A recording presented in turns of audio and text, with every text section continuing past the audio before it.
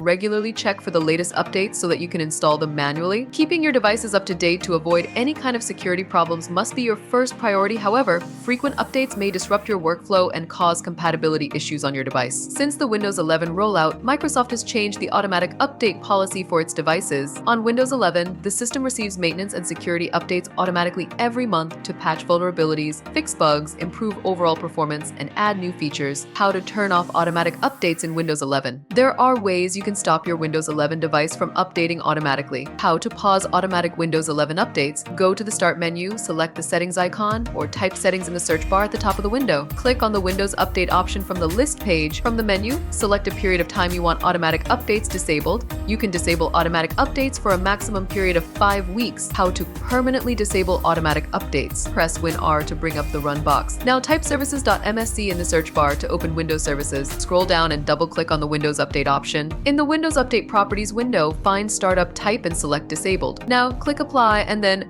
OK. This will permanently disable automatic updates on your Windows 11. If you turn off automatic updates, it might put your system at risk. Therefore, make sure to regularly check for the latest updates so that you can install them manually.